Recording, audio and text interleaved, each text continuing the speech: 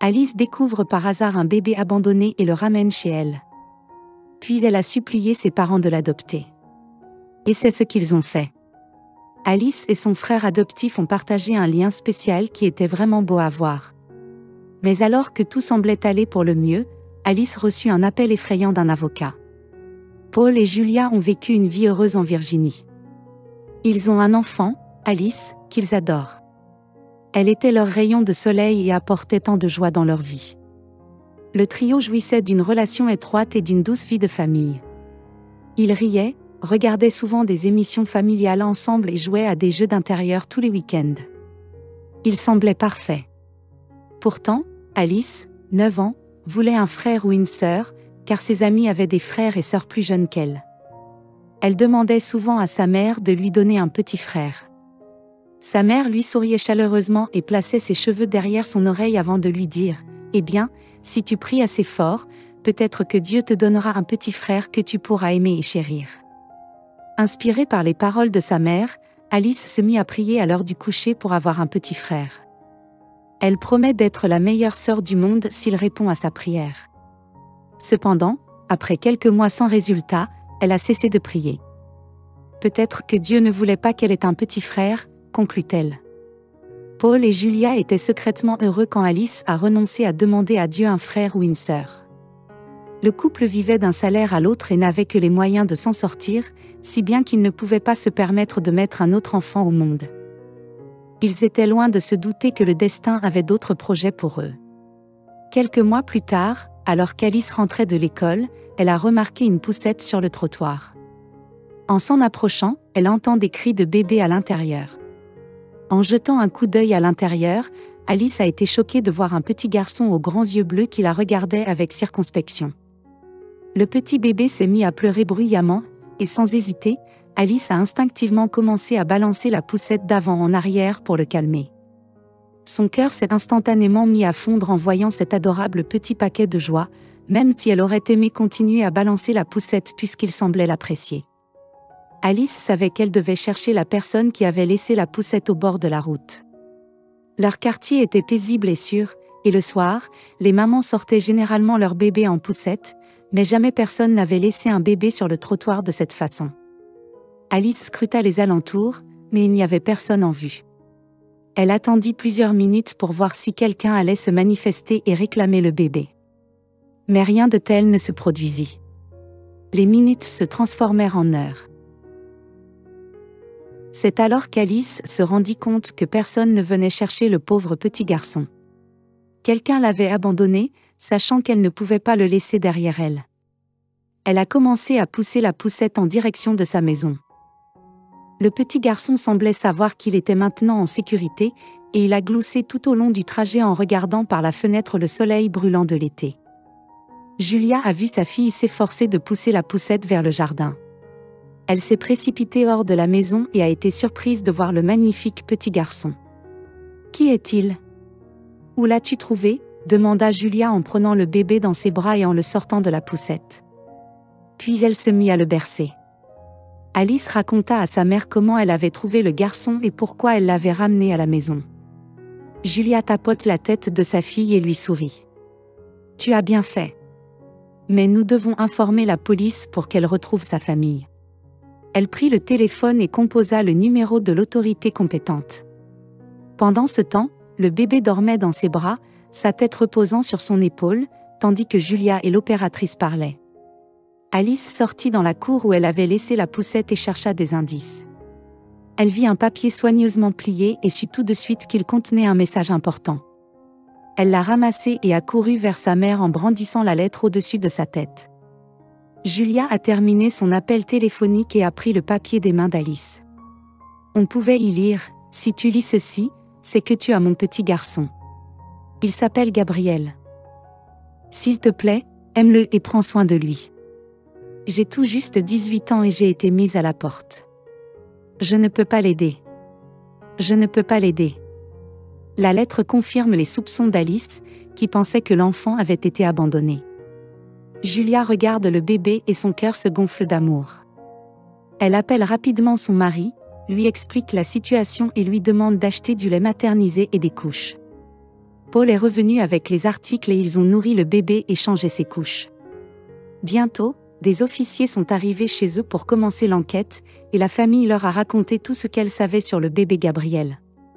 Les policiers ont demandé à la famille de garder le bébé pour la nuit et leur ont dit que le lendemain, une assistante sociale viendrait le chercher. Cette nuit-là, toute la famille est restée debout pour s'occuper de bébé Gabriel. Ils l'ont nourri, ont joué avec lui, ont changé ses couches, l'ont baigné et ont fait en sorte qu'il se sente chez lui. Le matin, alors qu'Alice s'apprête à partir pour l'école, elle regarde ses parents dans les yeux et les supplie sincèrement. « S'il vous plaît. Je crois que Dieu a envoyé Gabriel pour qu'il soit mon petit frère. Il est la réponse à ma prière. Pouvez-vous le laisser rester ?» Touché par la demande de leur fille et par leur affection pour Gabriel, le couple n'a pas laissé l'agent des services de protection de l'enfance l'emmener avec elle. Ils se sont plutôt renseignés sur la manière dont ils pouvaient l'adopter. Ils ont suivi toutes les procédures requises, en l'espace de quelques semaines, ils sont devenus ses parents adoptifs. Malgré tous leurs efforts, l'enquête de police n'a rien donné. La famille a donc fini par adopter Gabriel. Alice a tenu la promesse qu'elle avait faite à Dieu d'être la meilleure des grandes sœurs. Elle a gardé Gabriel, a joué avec lui et l'a entraîné à la propreté. Entre autres choses. Elle a fait partie intégrante de la vie de Gabriel et a assisté à la plupart de ses premières fois. Le lien qui les unissait était incroyable. Malheureusement, la situation financière de la famille ne s'est pas améliorée au fil des ans, et le fait de s'occuper d'un autre enfant n'a fait qu'empirer les choses. Mais ils ne se sont jamais plaints. Ils aimaient Gabriel de tout leur cœur. Lorsque Gabriel avait presque 10 ans, Alice en avait 19 et s'était inscrite dans un collège local. Bien qu'elle travaille à temps partiel, elle vit à la maison et passe donc beaucoup de temps avec son frère. Un jour, ils étaient seuls à la maison lorsque le téléphone d'Alice a soudain sonné. Alice décroche et, au bout du fil, se trouve un avocat. Il n'y avait aucune raison pour qu'un avocat l'appelle. Elle a donc eu peur. « Je n'ai pas d'ennui. »« Je n'ai pas d'ennui, n'est-ce pas ?» demanda-t-elle d'une voix douce. « Oh, non. Je vous appelle pour vous informer que ma cliente, Margot Master, vous a légué, à vous et à votre frère Gabriel, une somme de 2,7 millions de dollars. Je vous laisse mon adresse pour que vous veniez avec vos parents signer les papiers. » La mâchoire d'Alice s'est décrochée.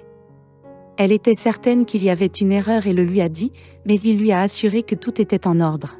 « Madame Margot se doutait que tu réagirais ainsi. Vous pouvez la joindre et lui confirmer que tout ce que je vous dis est vrai, » dit-il. Puis il appela un numéro de téléphone qu'Alice nota rapidement. Il raccrocha ensuite. Alice était très curieuse de savoir qui était cette Madame Margot. S'agissait-il d'un membre de sa famille ? Mais elle ne connaissait aucun membre de sa famille qui aurait laissé une telle somme d'argent. Rien n'a de sens. Dès que ses parents sont rentrés à la maison, elle leur a raconté l'appel et tout ce qui s'était passé. Ses parents étaient complètement déconcertés et n'arrivaient pas à comprendre qui était cette Madame Margot. Lorsqu'Alice compose le numéro, c'est une faible voix de femme qui répond. Après avoir confirmé qu'il s'agissait bien de Margot, elle se demanda pourquoi elle offrait une somme d'argent aussi exorbitante. Avec un profond soupir, Margot lui avoue la vérité.